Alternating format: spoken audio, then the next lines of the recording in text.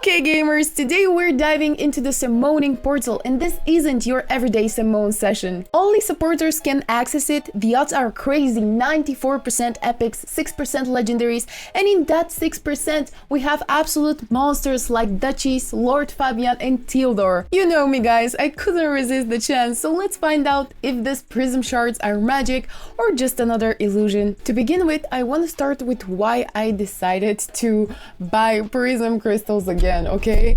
And most times when I see offers like this, I'm like, no, it's not worth it this time. But today I was looking at the supporter summon pool and I realized that I don't have any of the epic champs that we have here. Also, neither of the legendaries except for Dune Herald Zaharis. And in case I manage to pull Dune, it's not gonna be a waste because I would put him in my faction guardians. So it's a win-win situation, guys. And honestly, if I manage to pull some of the epics, I would be super helpful because right now on my team, I'm really in desperate need of a good, strong support champ. Not only support champ, but reviver. And that's why I want to tell you guys which are the champions that I really want to pull today. Stop what you're doing right now and click on my link in the description to get the free Karato as well as 3 more free epic champs as you level up. Let me show you how. Log out of Plarium Play on PC and uninstall. Click the link in the description and register with a brand new email. Launch rate and complete the tutorial. Go to your inbox and claim your first champ. Make sure to use the promo code Desert Queen as well to get a free to Hanorak in addition to your free Karato, Fane, Ugo and Vergus. Click my link right now before it expires. First off, we're gonna be starting with the legendaries, and that might not surprise you at all, but the first champion on the list today is Duchess Lilitu, okay? First things first, Duchess is a very strong revive champion. She not only is reviving dead allies, she also helps them to restore their health by placing 15% continuous heal buffs on them for 2 turns. With her A2, she enables survivability and also boosts your team's damage by using block debuffs buff and also 50% increase attack. Additionally, her passive is massive. She decreases the damage by 25% from AoE attacks. And if you manage to ascend her A2, you'll unlock that perfect veil, which will also help you reduce the incoming damage. And finally, we're finishing up with Abyssal Invocation, her A1, which places a shield, and that's just a top on the cake, the cherry on top, which is an extra layer of support to your team. She's amazing, awesome, and I just want her to be on my team. She's super versatile and she can be used in many areas. One of them is Hydra. So if I manage to pull Duchess, at least I would have one strong and safe champion that I know will help me against Hydra, especially for one of the heads. I think it was Head of Torment. It should be though.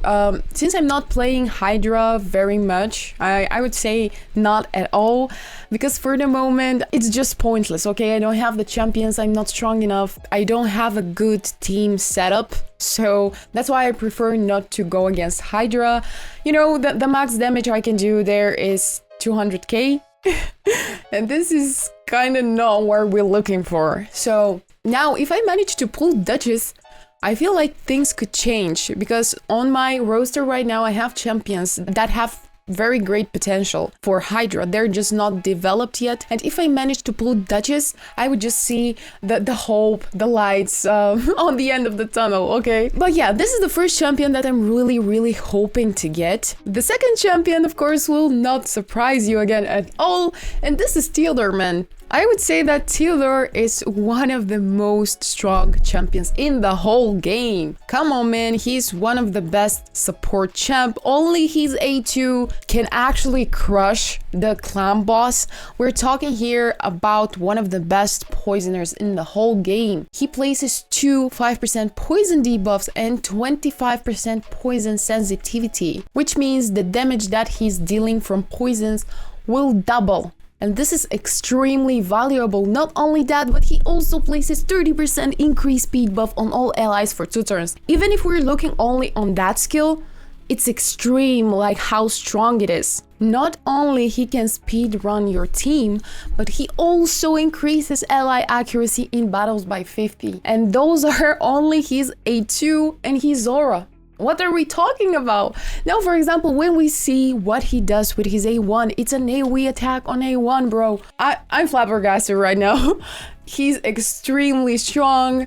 I don't know, like I told you, one of the strongest supports out there. He has 30% chance of placing 30% decrease speed. And on his A3, just look at this. Look at this. We're talking here, he increases the duration of all poison debuffs and HP burn debuffs on all enemies. Not only that, but he also places weaken debuff for 2 turns. This is extremely strong. I cannot believe it.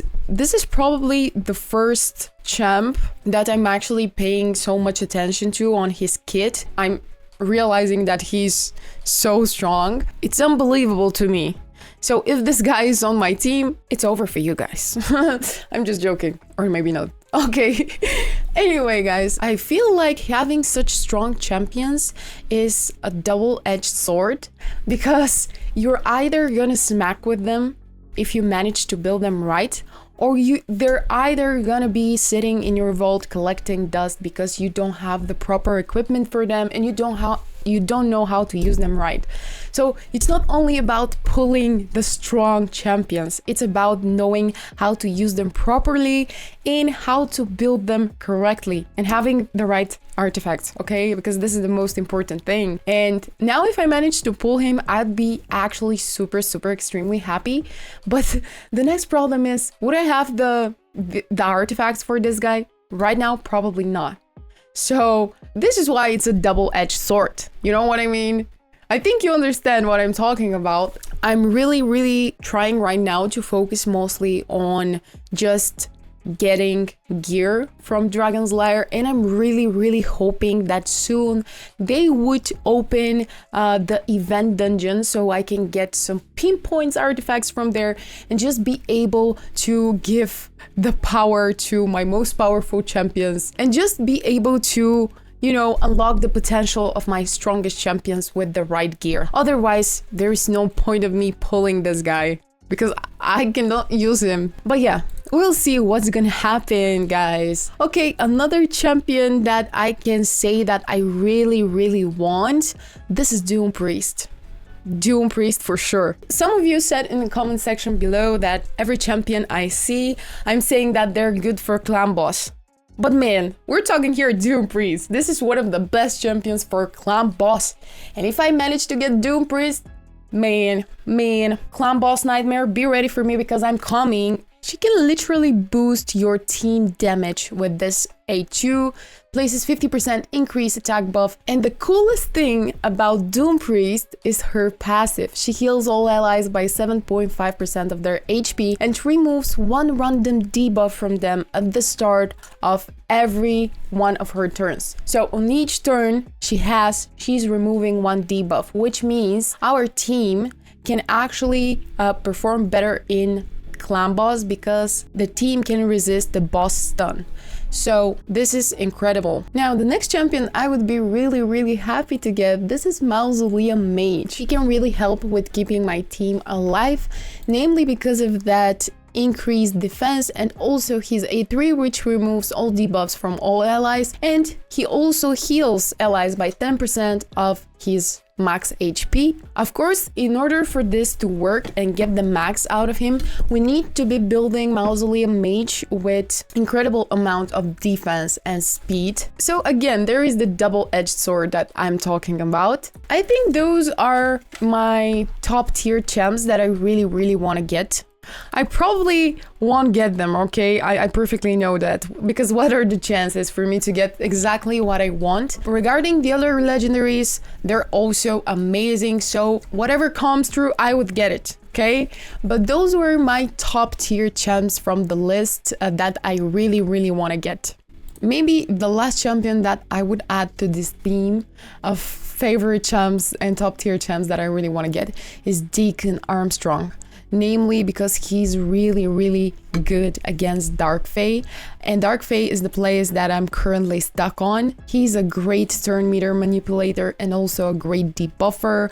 Also, he's placing Leech debuff, which is extremely valuable when you want healing to your team. So I would say those are my top tier champs on the list today. So I think it's finally time for us to start pulling the Prism Shards and see what's gonna happen. Okay, it's time to see what the RNG has for us. Okay, guys, I'm super excited. Okay. Oh my god, I thought this is Mausoleum Mage.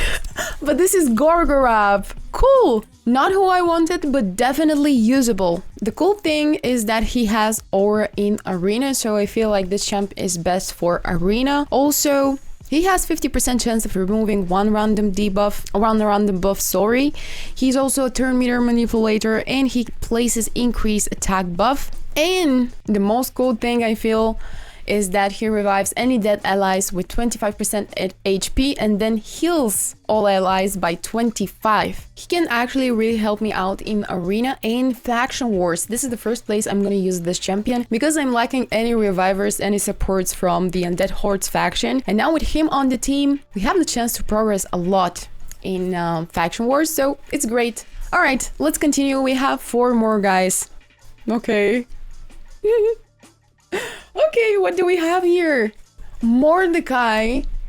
I actually don't know nothing about Mordecai, if I have to be honest. The only thing I know is that he places HP burn, because when I was looking for HP burners, he was one of the epic support champions that were placing it. So, but now looking into his kit and that HP burn that he's placing, I feel like he could really help my team progress in Hydra and also areas like faction wars, probably Spider. So he's more than welcome. I'm just in desperate need, not only for good revivers and support champs, but for champs that can really help me out against Hydra, because Hydra right now, it's a no for me, all right?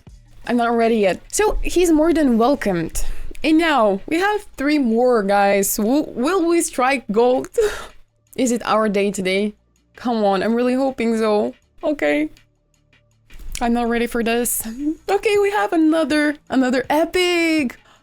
Alt Gracchus, whatever. Oh, I've actually seen that champ once or twice in the arena, and to be honest, I was really captivated by the way that he looks, okay? Come on, what is this, man? He looks absolutely insane. But I think he not only look insane, but his kit is also very strong. Old Gracchus is amazing champion because he can really help me out against the Dark Fae, since he provides a lot of speed manipulations. For example, with his A2, he's placing 30% decreased speed for 2 turns. He also has 40% chance of decreasing the target's turn meter. Also, with his A2, he places 50% decreased attack debuff and 100% heal reduction, which means we will not only decrease the incoming damage, but we will also be able to stop the bosses from healing, which means we have higher chances for victory. So this is great. Amazing. I feel like from all the champions we pulled up until this point, maybe Mausoleum Mage and Gracchus would have the best usage for my champion roster right now. Okay, we have 2 more guys. I'm starting to lose my hope for legendary, but come on now. Okay. Another epic, sorry.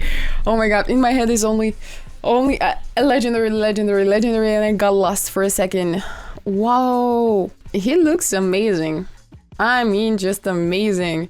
His head kind of looked like a bookshelf to me, but who am I to judge here? Corgan the Crowned is gonna help me a lot in Faction Wars, because right now I'm struggling a little bit with the Lizardman faction. This is nice that we pulled him. Let me check out his skills real quick. A1 attacks one enemy. If the skill is ascended, he has 30% chance of increasing the duration of a random buff on a random ally by 1 turn. Cool, that's nice. We don't have any cooldown on this. Okay, A2, he heals all allies by 15% of their max HP and places a shield buff equal to 15% of their max HP on all allies for 2 turns.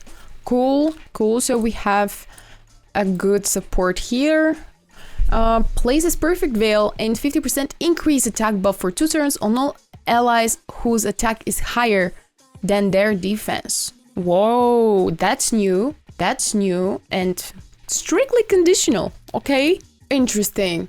He also places block debuffs buff for 1 turn and 60% increased defense buff for 2 turns on all allies whose defense is higher than their attack. Ooh, okay. So we have vice versa here. On the first one, he places Perfect Veil if the attack is higher than their defense, and on the second one, he places increased defense and block debuffs if the defense this time is higher than the attack. Ooh, that's intriguing, man. I've never saw such description before.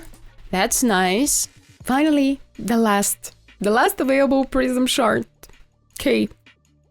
I'm not ready for this. Okay, please, please. Oh, okay, it's another epic. It's Mausoleum Mage. Oh man, I wasn't ready for this. And now I remember that before that, I don't know when, but I said that we had Mausoleum Mage, but I have mistaken him with Gorgorap. So now we're actually pulling Mausoleum Mage. Oh, this feels amazing. I was really striking and hoping for this guy. And now that he's finally here, the feeling is just amazing. And that's the Prism Portal, right, folks? Now it's time for me to think of the right equipment. Was it worth it? You tell me. Let me know in the comment section down below what did you pull and if I should feel lucky or robbed. Hit that like button if you enjoyed the chaos, and I'll see you guys in the next video. I wish you have a great, amazing, fantastic, and wonderful day. Bye!